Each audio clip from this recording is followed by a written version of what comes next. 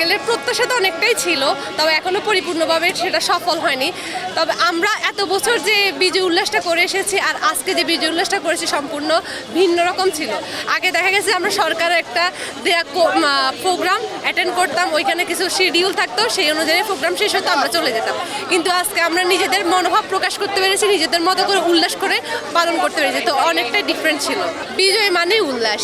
আমরা এই দিনে সবাই একতাবদ্ধ হয়ে উল্লাস পালন করি, কারণ এই দিনে আমরা স্বাধীনতা অর্জন করি বা আমাদের স্বাধীনতার স্পিরিটটাকে ধরে রাখার জন্যই আমাদের এই প্রেরণা।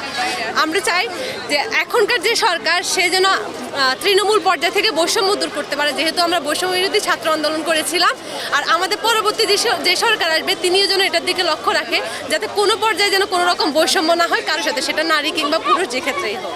প্রথমত আপনি যেটা শুরুতেই বলেছেন যে আগের বিজয়ের থেকে এই বিজয়টা আলাদা, অবশ্যই আলাদা, কারণ আগের বিজয়টা গতানুগতিক ধারা অনুযায়ী চলে এসেছে, আমরা দেখেছি, আনন্দ উল্লাস করেছি। কিন্তু এবারের যে বিজয়টা, জুলাইয়ের যে গণ অভ্যুত্থানে আমরা আমাদের ভাইদের হারিয়েছি, বোনদের হারিয়েছি বা আহত হয়েছে, সব কিছু মিলিয়ে ভিতরে একটা কষ্ট রয়েছে। একই সাথে এই প্রথম একটা বিজয়, যে বিজয়ে আমরা দেশকে বিনির্মাণ করছি, মানে আমরা নিজেদের মনে ধারণ করছি যে আমাদের কাজ করতে হবে। সুতরাং এই বিজয়টা একটু দায়িত্বের।